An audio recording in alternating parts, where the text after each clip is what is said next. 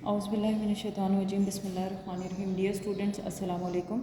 आपकी मैथ्स की online class होगी आज, क्लास 7 मैथ्स। आप लोग कर रहे थे एक्सरसाइज 2.1 और आपके क्वेश्चन 6 तक हो गया था सारा काम। आज हम स्टार्ट करेंगे क्वेश्चन नंबर 7 से। तो आपका क्वेश्चन नंबर 7 है, find 30th term from the following general terms. तो हमारे पास यहाँ पर गिवन है जनरल टर्म्स, तो हमने इसमें से फाइंड जो करना है वो 30th टर्म को फाइंड करना है। अब टर्म का फॉर्मूला आपको मिस ने बता दिया है कि नंबर की पोजीशन को हम कॉल करते हैं। लेट सपोज वी हैव 1, तो हम उसको फर्स्ट टर्म, या नंबर 2 है तो हम उसको second term as term call करके पढ़ते हैं। तो यहाँ पर मेरे पास सोल्यूशन है, मैं आपको समझाती जाऊँगी। क्वेश्चन नंबर 7 है an is equal to n+1। तो इसको हमने फार्मूले के तहत करना है। जैसे कि उन्होंने कहा कि इसको आपने इसकी 30th टर्म फाइंड करनी है, तो हम सोल्यूशन की तरफ जाएंगे। फार्मूला है आपके पास n इज़ इक्वल 30। क्योंकि हमने 30th टर्म फाइंड करनी है तो हम यहाँ पे फार्मूले में n इज़ इक्वल 30 लगाएंगे। n की जगह पर हमने 30 यूज़ करना है। क्वेश्चन में ये चीज़ आपने याद रखनी है। तो हमारे पास क्वेश्चन है an is equal to n+1। तो a टर्म हम यूज़ करेंगे 30th is equal to into 30, n की जगह हम 30 यूज़ करेंगे +1। अब a 30 इज़ इक्वल 30 इंटू 2 है, तो 30 मल्टीप्लाई 2 करेंगे 60 +1। तो हमारे पास a 30 इज़ इक्वल 61। ये फर्स्ट क्वेश्चन का आंसर आ गया। इसकी 30th टर्म हमने फाइंड कर ली है। एक दफ़ा मैं इस क्वेश्चन को रिवाइज करूँगी ताकि आप लोग चीज़ों को याद रखें। हमें क्वेश्चन में ये कहा गया है कि फाइंड 30th टर्म, तो हमने 30th टर्म के लिए फार्मूला यूज़ करना है n इज़ इक्वल 30, मीन्स के n की जगह हमने 30 यूज़ करना है। a n is equal to n+1, a 30 is equal 2 into 30 +1। a 30 is equal 30 multiply 2 है, 30 मल्टीप्लाई 2 करेंगे तो 60 +1, a 30 इज़ इक्वल 61। ये क्वेश्चन नंबर 1 हमारे पास, इसका क्वेश्चन नंबर 7 का पार्ट 1 हमारे पास सॉल्व हो गया है। होप आपको समझ आ गई होगी। क्वेश्चन नंबर 7 का पार्ट 2 है an इज़ इक्वल 3n+4। तो सोल्यूशन की तरफ आएंगे, आप पुट करेंगे n इज़ इक्वल 30, यानी कि n की जो वैल्यू है 30 आप पुट करेंगे। a 30 इज़ इक्वल, फिर हमारे पास जो है n की जगह हमने 30th जो टर्म है वो यूज़ किया, इज़ इक्वल 3 इंटू 30। यहाँ फिर n है तो हमने n की जगह 30 यूज़ किया +4। अब a 30 इज़ इक्वल 30 मल्टीप्लाई 3 करेंगे आप, तो आपके पास 90 आ जाएगा +4। a 30 is equal 94। तो ये क्वेश्चन नंबर 7 का पार्ट 2 सॉल्व हो गया हमारे पास। क्वेश्चन नंबर 7 का पार्ट 3 है आपके बुक्स पर an is equal 5n-2। Solution आप पुट करेंगे n इज़ इक्वल 30, क्योंकि आपको मैंने क्वेश्चन नंबर 1 में बताया है कि हम 30th टर्म फाइंड करेंगे। जनरल टर्म हमारे पास मौजूद है। और क्वेश्चन नंबर 7 का पार्ट 3 है, जनरल टर्म क्या है, an is equal 5n-2 put n is equal 30। हमने ये फार्मूला यहाँ पर लिख लिया है कि n की जगह हमने हर जगह 30th यूज़ करना है। a 30 इज़ इक्वल 5 मल्टीप्लाई 30, यानी कि यहाँ पर n था 5 के साथ तो हम 30 यूज़ करेंगे -2। a 30 इज़ इक्वल 30 मल्टीप्लाई 5 करेंगे आप, तो आपके पास 150 आंसर आएगा। 150 - 2, a 30 is equal 148 is the answer. ये क्वेश्चन नंबर 7 का पार्ट 3 आपका सॉल्व हो गया है। अब क्वेश्चन नंबर 7 का पार्ट 4 आप देखें। आपके पास जनरल टर्म गिवन है an इज़ इक्वल 3/2n+1। तो हम फार्मूला पुट करेंगे n is equal 30।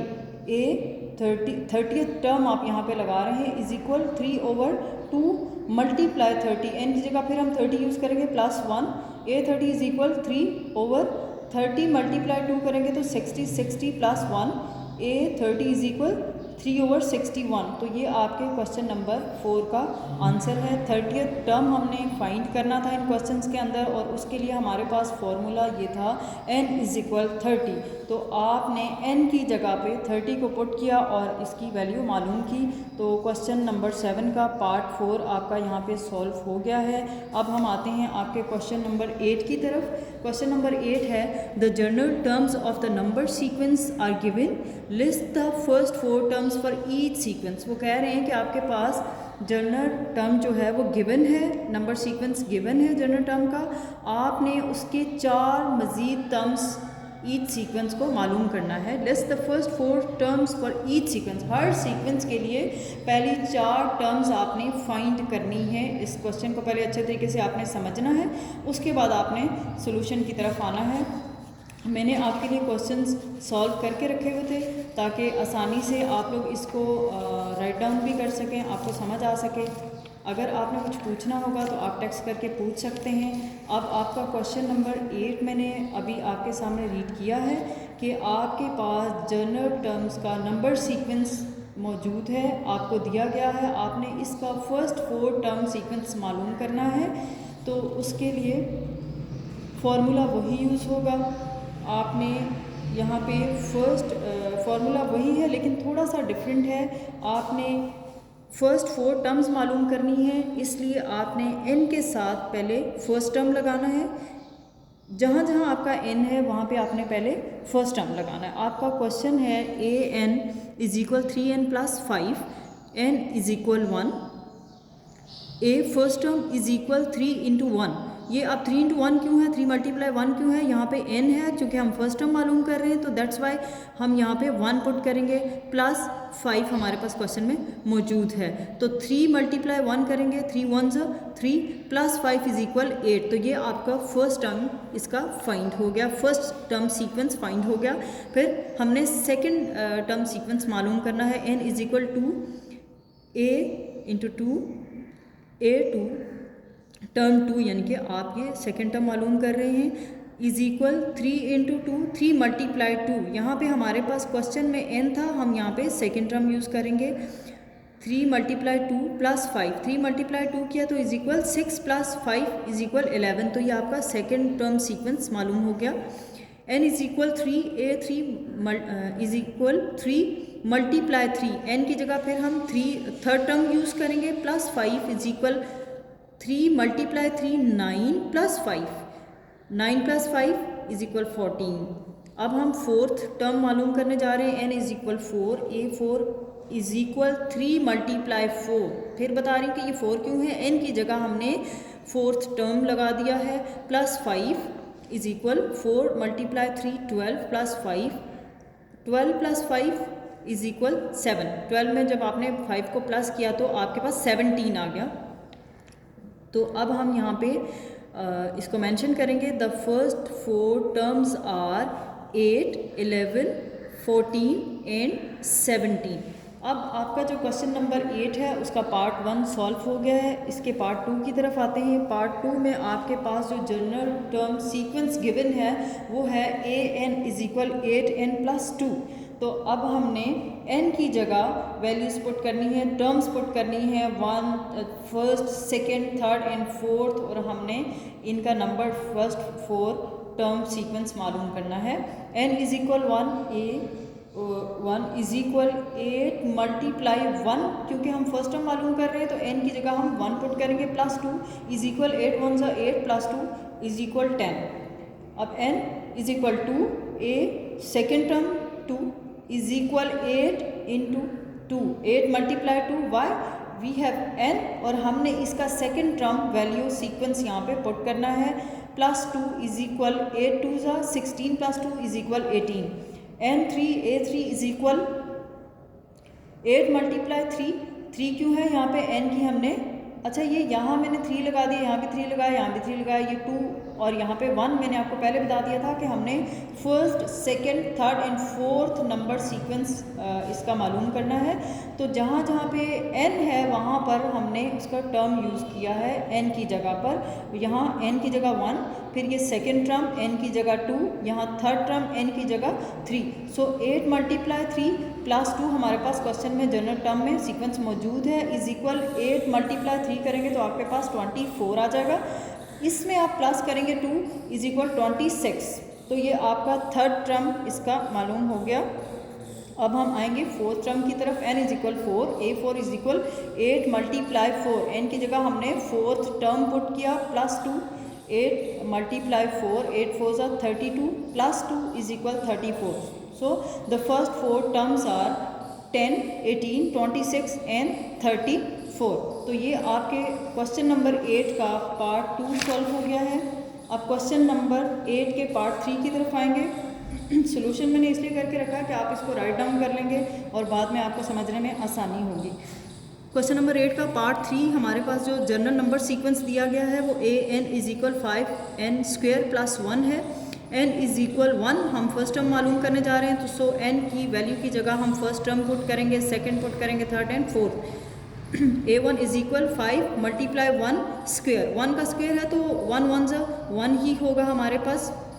So 5 plus 1, 5 1 जा 5 और 1 1 जा 1 is equal 6 N two a2 is equal 5। अब सेकेंड टर्म चूँकि हम मालूम करने जा रहे हैं तो हम n की जगह पे 2 पुट करेंगे, 2 स्क्वेयर, तो अब 5 2 जा 5 इज इक्वल 5, 2 2 जा 2 का स्क्वेयर है, 2 2 जा 4 प्लस 1 आपके पास नंबर सीक्वेंस में ऑलरेडी क्वेश्चन में मौजूद है। 5 4 जा 20, इसको आपने मल्टीप्लाई करना है इसके साथ, प्लस 1 इज इक्वल 20 प्लस 1 21।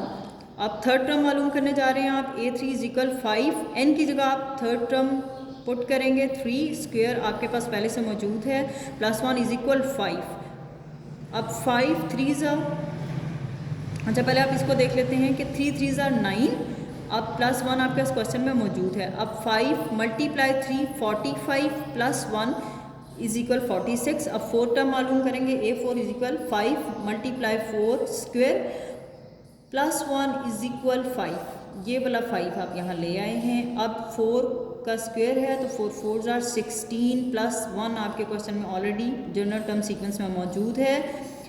अब 16 मल्टीप्लाई आप जब 5 करेंगे तो आपके पास 80 आएगा। 16 मल्टीप्लाई 5 आपके पास 80 आएगा, इसमें आप प्लस करेंगे 1 तो 81। So hence the first four terms are 6 21 46 and 81। तो ये आपका क्वेश्चन नंबर 8 का पार्ट 3 सॉल्व हो गया है। अब क्वेश्चन नंबर 8 का पार्ट 4 हम सॉल्व करने जा रहे हैं। आपके पास जो जनरल टर्म सीक्वेंस है वो है an is equal 4n plus 12, n is equal 1। आपने टर्म्स मालूम करनी है, काफ़ी दफ़ा बता दिया है, अब आपको याद हो गया होगा कि n की जगह हमने first second third and fourth term mention करनी है। n is equal 1, a1 is equal 4 multiply 1 plus 12 आपके पास नंबर सीक्वेंस में मौजूद है, इज इक्वल 4 1 जा 4 plus 12 is equal 16। First term आपका मालूम हो गया, first term sequence. n is equal to a2 is equal 4 multiply 2n की जगह आपने सेकेंड टर्म पुट किया, प्लस 12 इज इक्वल 4 2 जा 8 प्लस 12 में जब 8 आप प्लस करेंगे तो 20 आपके पास आएगा। ये आपका सेकेंड टर्म सीक्वेंस हो गया। n is equal 3, a3 is equal 4 multiply 3 plus 12 is equal 12 plus 12। अब ये 12 हमारे पास कहाँ से आया, 4 3 जा 12, ये थर्ड टर्म पुट किया आपने n की जगह, 4 3 जा 12 प्लस 12 इज इक्वल 24। आपका थर्ड टर्म नंबर सीक्वेंस मालूम हो गया।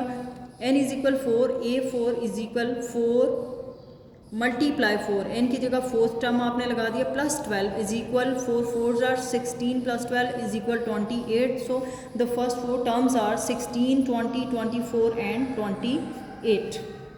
तो आपके क्वेश्चन नंबर 8 का जो पार्ट 4 है वो कंप्लीट हो गया। अब आप देखिए क्वेश्चन नंबर 9।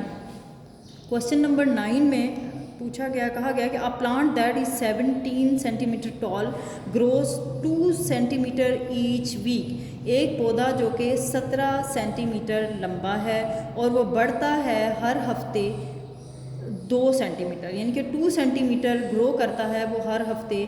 तो आप कंप्लीट कीजिए सीक्वेंस, कंप्लीट द सीक्वेंस। हमारे पास जो फर्स्ट सीक्वेंस दिया गया है वो 17 है, तो यहाँ पे मैंने आपके लिए इसको सॉल्व कर दिया है, लेकिन बुक पे मैं आपको बता देती हूँ कि अब उन्होंने कहा है कि ये 2 सेंटीमीटर एक वीक में ग्रो करता है। सो 17 में आप 2 प्लस करेंगे तो आपके पास आ जाएगा 19। फर्स्ट वीक में उसने इतना ग्रो किया, सेकंड वीक में आप 19 में 2 प्लस करेंगे आप तो ये आपके पास आ जाएगा 21। सेकंड वीक में उसने 21 सेंटीमीटर तक वो उसने ग्रो किया।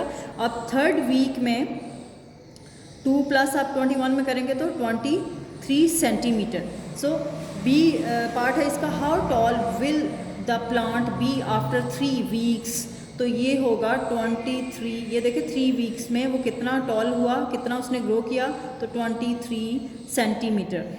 इसका part C, after how many weeks will the plant be 27 centimetre tall. वो कह रहे हैं कि कितने वीक्स के बाद ये जो प्लांट है वो 27 सेंटीमीटर टॉल हो सकता है, हो जाएगा। तो इसके लिए मैंने आपके लिए सॉल्व करके रखा है कि हमारे पास फर्स्ट वीक में वो 17 गिवन नंबर था, 2 सेंटीमीटर उसने ग्रो किया, 19 पे चला गया। सेकेंड वीक में 21, थर्ड वीक में +2 किया 23, एंड फोर्थ वीक में 23 + 2 25, फिफ्थ वीक में 27। तो क्वेश्चन में पूछा गया है कि वो कौन सा वीक है, किस वीक में जाके वो 27 सेंटीमीटर तक ग्रो करेगा। So plant will be 27 centimetre tall after 5 weeks. So ये आपका क्वेश्चन नंबर 9 कंप्लीट हो गया है। Thank you so much, take good care of yourself. Next video में इंशाल्लाह आपसे मुलाकात होगी।